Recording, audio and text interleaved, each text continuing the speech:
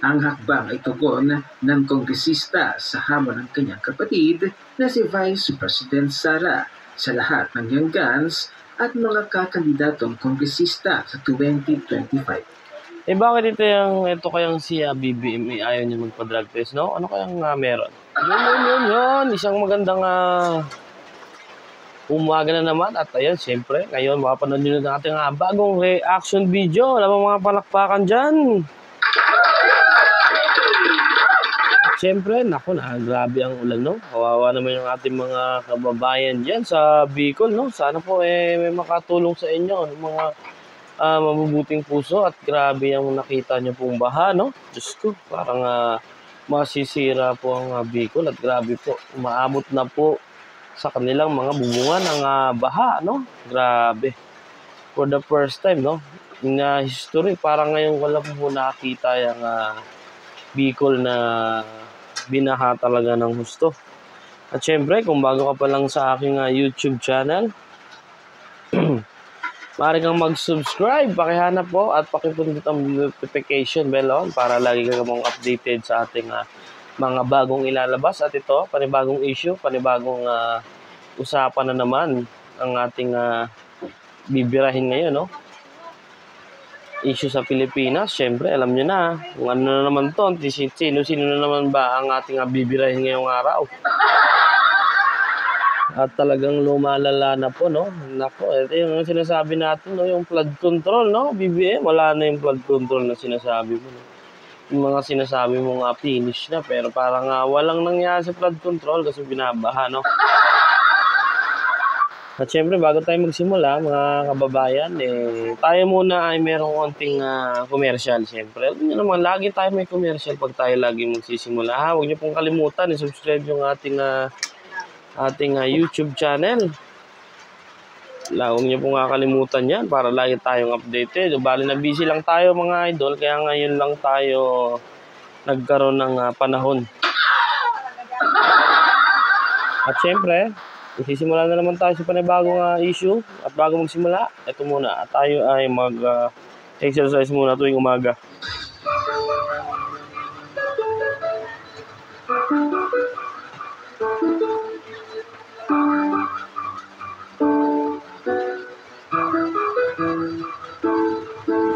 DJ Karen.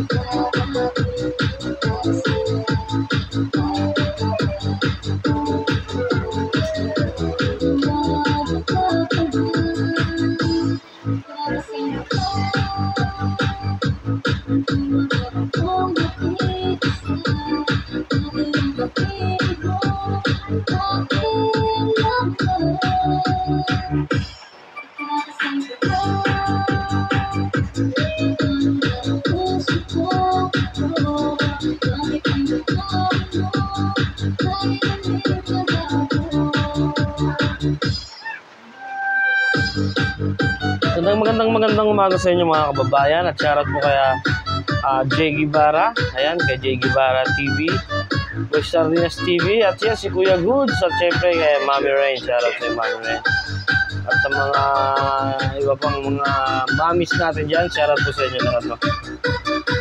At sa mga walang sawang sumusuporta sa ating YouTube channel, maraming salamat po. Lagi po i-share, ang ating video, no? Bago tayo magsimula, medyo may onting commercial, no? May onting kwentuhan, may onting balagbagan, no? May onting mga pautot muna tayo bago natin simulan yung issue na yan. Para laging masayang happy. Ayan, no? Sarap sa mga banateros.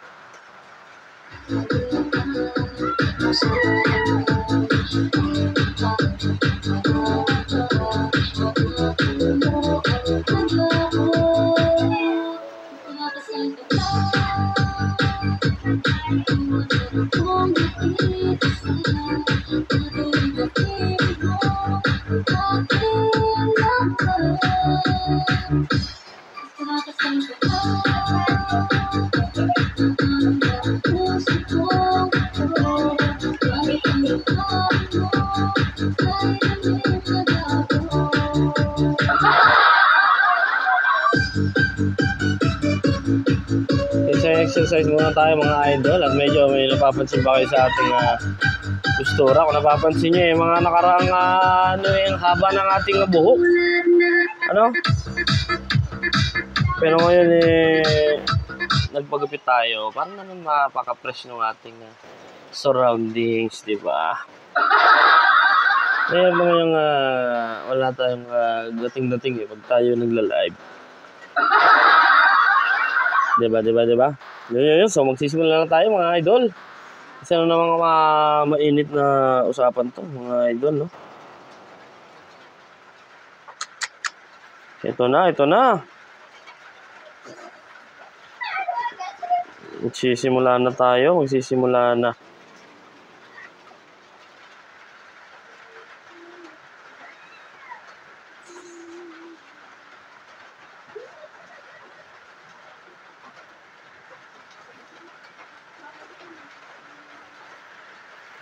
At ito na, panibagong hamon na naman sa mga BBM, no?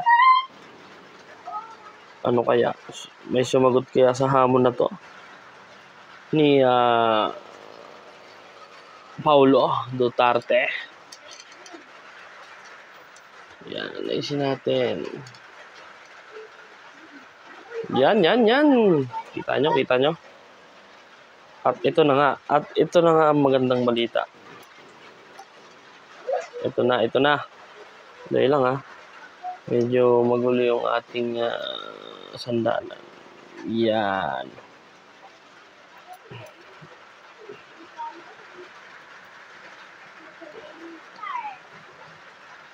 Yun. Dito. Sunod. Iyon, nakita na. Diba? Nakita nyo na. Okay, pakinggan natin itong isang mainit na issue na to. Kay BBM at kay Paulo. Talaga bang ang hinahamon nito ni Paulo si BBM ng drug test? Naku, mukhang hindi papalag to. Kasi positive na agad ang datingan. Kaya mukhang hindi sa ipapalag to, Paulo Duterte, no? Ito, panoorin natin. Duterte ay ngayong araw, nag-live si Congressman Paulo Duterte at muling sumailalim sa hair follicle drug test ni Miyerkules, October 23. Ang drug test ay isinagawa niya sa harap ng ilang kawani ng media at inilive sa kanyang Facebook account. Ang hakbang ay tugon ng kongresista sa hamon ng kanyang kapatid na si Vice President Sara sa lahat ng young guns at mga kakandidatong kongresista sa 2025. Bakit ito kayang si BBM ayaw niya magpa-drug test, no? Ano kayang meron? Talaga namang hindi papalag to. Siyempre, medyo may mga batikos to. Baka pag pinadrug test to, kung wala, hindi makapalag to. Gawa ng mahuhuli yung kanyang kasi may ebidensya na agad. Kitang-kita na agad sa itsura, may ebidensya na. Kaya malabong papalag to, no? So, sige, panoorin natin. Elections na sumailalim sa televised neuropsychiatric exam at hair follicle drug test. Pangalawang drug test na ito ni Representative Duterte matapos umano siyang sumailalim sa katulad ng pagsusuri noong August batay sa test results na ibinahagi sa media kahapon. At syempre, ang hinamon ni Representative Paulo Duterte na si Atty. Bix Nograles ay nag-live din sa kanyang Facebook account. Dahil ito ang actual video na kung saan sumailalim si Representative Paulo Duterte sa isang hair follicle drug test. Panoorin natin ang buong video. Yan live na live yan live na live.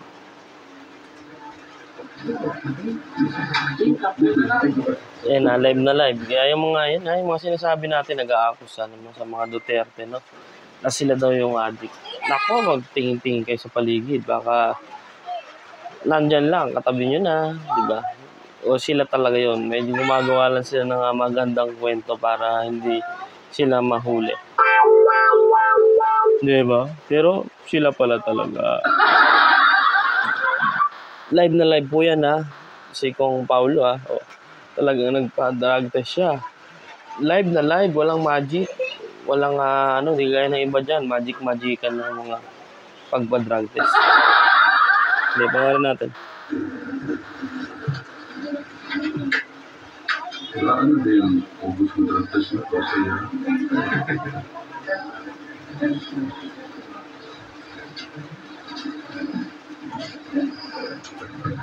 Live yan mga kababayan. Hindi na ako, sir. Third time na nakulit, sorry. Kaya natin kaya po ni sir? Ang pinakauna na ako itong kay Trireling.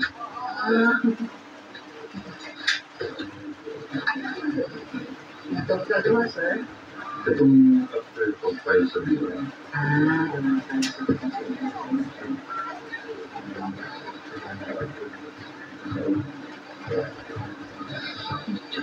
Sir, sa week sa 1:30 sa Davao po. Konti, labot na yan.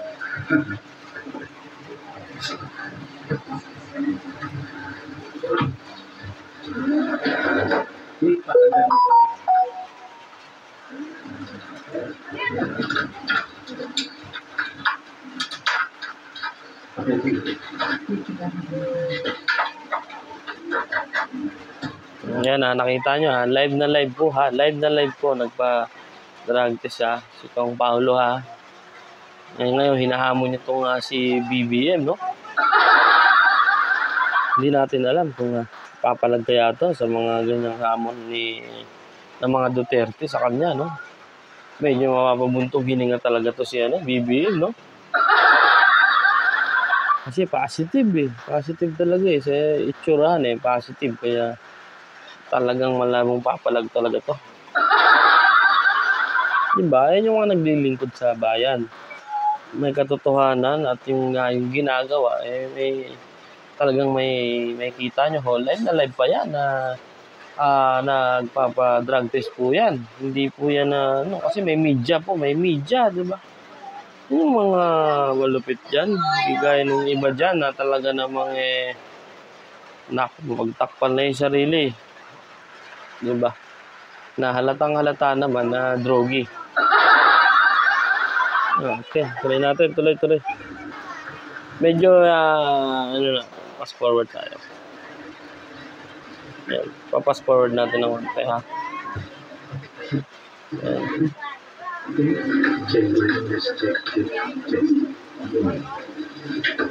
Check. 21. Nakasundan nila na rin.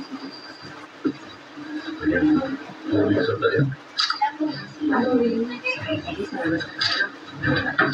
May media, kompleto. Kita-kita nyo. May media, may mga cameraman. Nakikita nyo naman po yan. Kasi lalabas na naman dyan yung mga kamoting basher dyan ng mga Duterte na sasabihin na binayaran na naman daw yung media. O yung mga nagkakamera dyan. O yung mga nag-drug test sa kanila, diba? Alam mo naman, mga tambaloks-loks, maraming magagawang paraan yan. Diba? Nagamitin lang yung mga ibang tao para alam mo na makapang sila sa mga Duterte. Bakit ba kasi ayaw na ayaw sa mga Duterte? Ano bang meron, ha? Ito mga netizen, mga taong bayan na naniniwala pa rin dyan kay BBM. Nako, Diyos ko. Tinan mo ang nangyayari ngayon sa Bicol. Tinan mo. Ay ba sinasabi niya na may flood control na matapos na ang ating flood control mga project at ilan pa po ay ating sisimulan at ang ating matatapos na rin.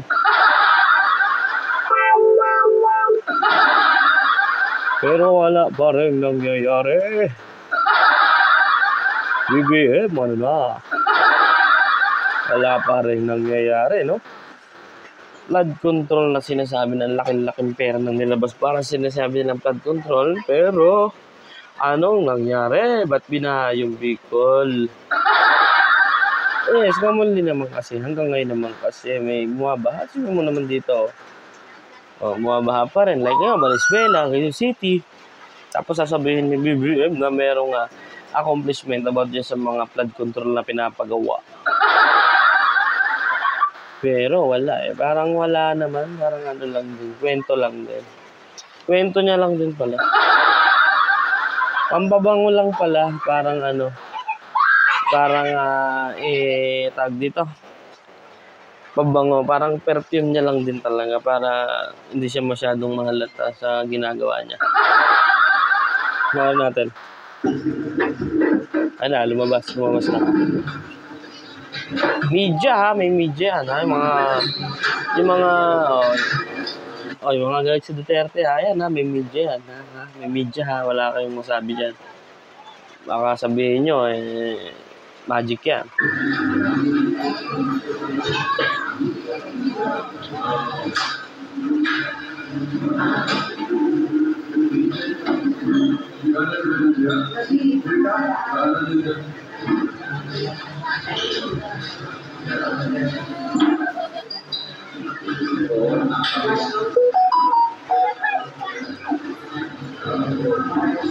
Kompleto yan ha, kompleto.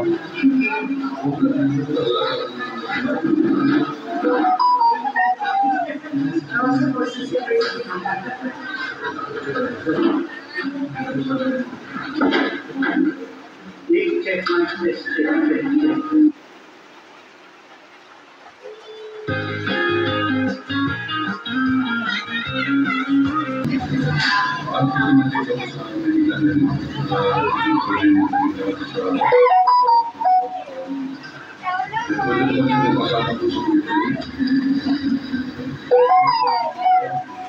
So medyo adjust na natin para maganda-ganda na yung usapan.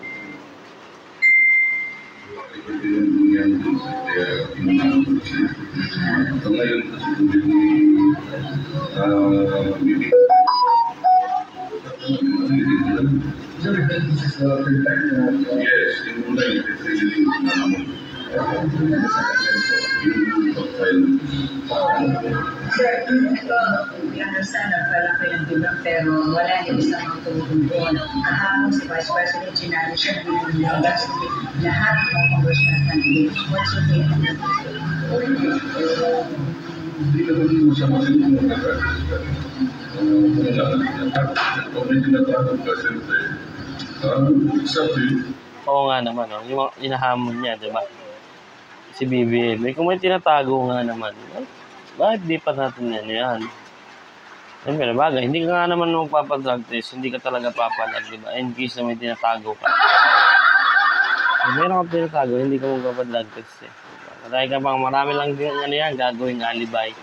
Siyempre, alam mo naman yun si BBM, di ba? Si Dora yan. Diba? Sana may gawin ka man lang sa mga kababayan natin, BBM, sa Bicol. Kasi sobrang kawawa sila ron na gawa di ba? Blood control mo, buksan mo na pa kaya doon para maayos na yung lugar ng Bicol.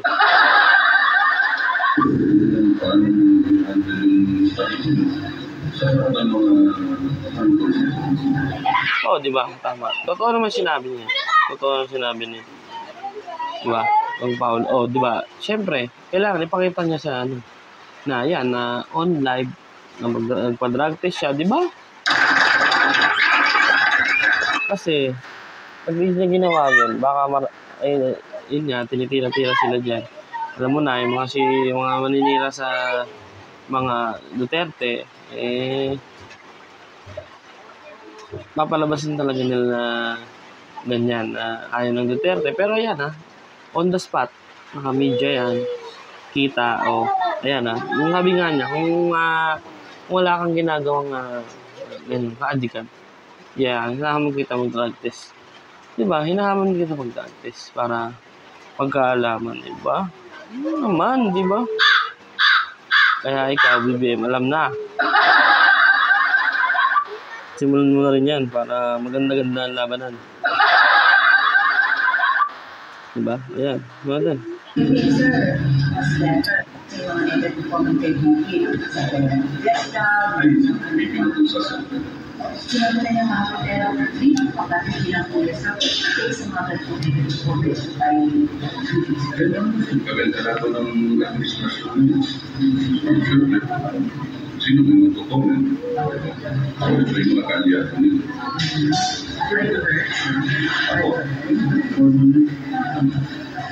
Pero ngayon ako sa pinawag na ng pag-adik ng Pusher Brother Just Mabler. Kahit may ginagawa ako kapag na ako. Sir, doon pa sa draft test, sa tingin niyo mga congressman na hindi tutugon sa amin. Tingin alam nyo rin, sir. Sir, yung pangalanan, sir. Ano, senador? Senator, congressman, sir, nakakagaya dun sa mga congressional candidates na pinapalagay sa sunod sila. Ano ka alam mo? Sinong sila sir? Sino po yung lahat pa. Isipin mo, lahat hinahamon niya. Diba? Ano? Ano sabi ka ba dyan, BBM? Ha? Yan, nahuli niya, mga kababayan, mga netizen, mga tagahanga ng mga ano dyan, panoorin nito, mga tagahanga ng mga maling akala. Yung mga tagahanga ng maling akala, ayan, di ba? Kita nyo na. So ayan guys, marami pa tayong mga videos na aabangan dito sa ating YouTube channel. Kung hindi ka man nakasubscribe, please like and share, subscribe my YouTube channel para laging updated. At syempre, huwag mo kakalimutan i-share yung ating mga video. Sa pag-share mo ng video, malaking tulong para malaman ng marami nating kababayan na nagbubulag-bulagan dyan sa mga administrasyong ni Kuting na wala namang nagagawa. At ano mga sinasabi, flood control, wala namang nangyari sa flood control, di ba? Na sinasabi ng project na nagawa na tapos na. Pero sinasabi mong flood control, wala namang nangyari. Hindi wala tayong dito, no? Sa atin yung katotohanan lang po yung sinasabi natin. At yung mga nakikita natin nangyayari. Diba? Hindi para magdagdag tayo ng mga detalye na hindi naman nakabubuti. Di ba? Alam niyo yan kung sino kayo. Alright? So, maraming salamat mga kababayan. So, hanggang dito lang po ang ating video. Ha? At yung mga bago, at yung mga subscriber na dumagdag dito, maraming salamat sa mga subscribe sa akin, ha? Pag po kayo magkasawa, at yung mga dating nakasubscribe pa, simula pa nung una, maraming thank you din. Diba? Sa support nyo sa aking YouTube channel. Alright? This is Kalsu TV. Please like and share mga kababayan. Maraming salamat. Bye-bye.